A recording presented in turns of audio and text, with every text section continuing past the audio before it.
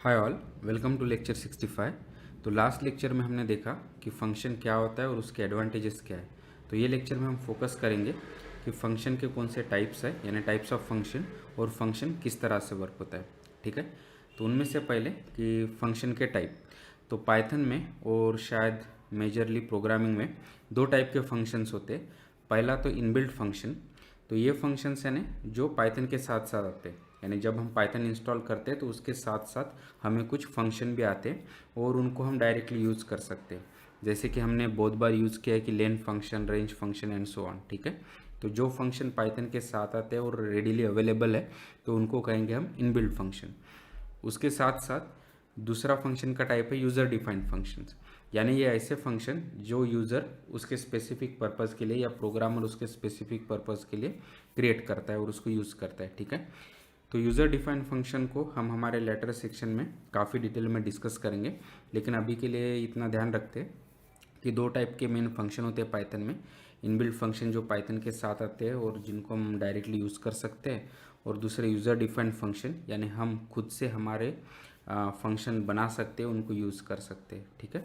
तो अभी तक हमने मोस्टली इनबिल्ट पाइथन फंक्शंस को यूज़ किया, जैसे हमने बात की कि लेन, आईडी, रेंज एक्सेट्रा।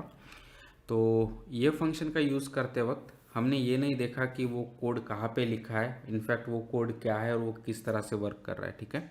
तो जब भी हम इनबिल्ट फंक्शन यूज़ कर रहे हैं तो बस हम ये देख रहे हैं कि वो फंक्शन कॉल करते वक्त क्या वो कोई आर्गूमेंट चाहिए और वो कौन कौन से आर्गूमेंट है। ठीक है। और फिर हम देखते हैं कि वो एक बार एग्जीक्यूट होने के बाद कौन सा वैल्यू रिटर्न करता है। बस हम ये चीज़ें फोकस करके उस तरह से हम फंक्शन को कॉल करते हैं और यूज़ करते हैं। ठीक है। तो फॉर एग्जांपल हमें पता है कि लेन फंक्शन बेसिकली किसी भी इटरेबल का लेंथ हमें रिटर्न करता है। तो अगर मेरे पास कोई भी इटरेबल है, से एक्स, जो फॉर से लिस्ट है, तो अगर मुझे उसका लेंथ चाहिए तो मुझे पता है कि लेन फंक्शन का सिंटैक्स इस तरह से रहेगा, उसको मैं इटरेबल एक्स दे दूंगा, यानी वो वेरिएबल, और फिर ये हमको लेंथ उसका रिटर्न करेगा। ठीक है। तो ये इनबिल्ट फंक्शन यूज़ करना काफ़ी आसान था, बस हम फोकस कर रहे हैं कि हम किस तरह से उसको कॉल कर सकते हैं और वो क्या वैल्यू रिटर्न कर रहा है। ठीक है। तो अभी हम देखते हैं कि हाई लेवल ये फंक्शन का कॉल और उसका किस तरह से वर्किंग हो रहा है। ठीक है। तो जैसे हमने बात की थी कि हम कोई भी फंक्शन को कॉल कर रहे हैं उसके अप्रोप्रिएट आर्गूमेंट पास करके। ठीक है। और जब भी हम फंक्शन को कॉल करते हैं तो क्या हो रहा है कि हमारा जो भी मेन प्रोग्राम है वो वहीं पे स्टॉप हो जाएगा और जो भी कंट्रोल जाएगा वो फंक्शन को जाएगा। ठीक है। और फिर जो भी फंक्शन का कोड होगा, अभी वो इनबिल्ट फंक्शन हो सकता है या यूज़र डिफाइंड फंक्शन होता है, और वो जहाँ पे भी रिटर्न है और उसके जो भी इंस्ट्रक्शंस है वो एग्जीक्यूट करेगा, और फिर वो पूरा फिनिश होने के बाद फिर वो कंट्रोल हमारे मेन प्रोग्राम को रिटर्न हो जाएगा, और फिर वही से हम वो फिर से हमारा मेन प्रोग्राम फिर से रिज्यूम हो जाएगा। ठीक है। तो अगर इसको डायग्रामेटिकली देखना है तो हम इस तरह से कह सकते हैं, से हमारा ये कोई मेन फंक्शन है, यहाँ पे पहले कुछ इंस्ट्रक्शंस है। ठीक है। तो ये बेसिकली इंस्ट्रक्शन 1 से स्टार्ट होगा, 1 बाय 1 एग्जीक्यूट होगा टिल ये फंक्शन कॉल। और से यहाँ पे हमने कोई फंक्शन कॉल किया, से हो सकता है हमारा len function, like inbuilt function है। तो जब भी हम उसको कॉल करते हैं तो क्या होगा, जो भी हमारा कंट्रोल है वो फंक्शन के कोड को जाएगा। ठीक है। तो अभी हमारा ये प्रोग्राम यहीं पे रुक गया है और कंट्रोल ये फंक्शन के कोड को चला गया है। तो ये आपका यूज़र डिफाइंड फंक्शन हो सकता है या इनबिल्ट फंक्शन हो सकता है, लेकिन डेफिनेटली उसका कुछ कोड होगा, उसमें भी कुछ इंस्ट्रक्शंस होंगे।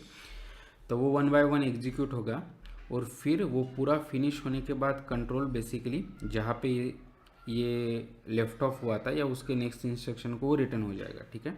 और अगर उसने कोई वैल्यू रिटर्न की है तो वो भी हमको यहाँ पे रिटर्न मिल जाएगा, और फिर वो यहाँ पे कंट्रोल रिटर्न आने के बाद फिर उसके नेक्स्ट इंस्ट्रक्शन फिर से 1 बाय 1 एग्जीक्यूट होंगे। ठीक है। तो इस तरह से जो भी हमने अभी तक इनबिल्ट फंक्शन यूज़ किए वो इस तरह से वर्क हो रहा है। ठीक है। तो फॉर एग्जांपल अगर मेरा से कोई लिस्ट होता है एक्स, ठीक है, और अभी मैं कहता हूँ कि प्रिंट ऑफ एक्स, तो क्या होगा, ये लिस्ट प्रिंट हो जाएगा। और अभी मैं क्या कर रहा हूँ, यहाँ पे इनबिल्ट फंक्शन को कॉल कर रहा हूँ। ठीक है। तो सबसे पहले ये स्टेटमेंट का राइट साइड इवेल्यूट होगा, राइट। तो जब भी हम ये लेंथ फंक्शन को कॉल कर रहे हैं तो बेसिकली क्या होगा, ये कंट्रोल वो लेंथ फंक्शन को चला जाएगा। तो अभी ये इनबिल्ट फंक्शन है तो हम वरी नहीं कर रहे कि वो कोड क्या होगा, लेकिन जो भी होगा उसकी इंस्ट्रक्शंस एग्जीक्यूट होंगे और फिर वो पूरा फिनिश होने के बाद कंट्रोल फिर से यहीं पे आ जाएगा। तो वो हमको रिटर्न क्या करेगा, इसका लेंथ, राइट। और फिर तो वो बेसिकली 5 होगा, और फिर हमारा मेन प्रोग्राम जैसे कंट्रोल बैक आ गया फिर से यहाँ से रिज्यूम हो जाएगा और फिर ये स्टेटमेंट कम्प्लीटली एग्जीक्यूट करेगा। तो क्या होगा, लेंथ ऑफ एक्स को, जो भी इसका लेंथ है, ये केस में 5, वो असाइन हो जाएगा और फिर नेक्स्ट स्टेटमेंट उसके लेंथ को प्रिंट करेगा एंड सो ऑन, ठीक है। तो हमारा आउटपुट शायद कुछ इस तरह से होगा कि पहले लिस्ट एज इट इज़ और फिर लेंथ इज इक्वल टू 5, ये केस में, ठीक है।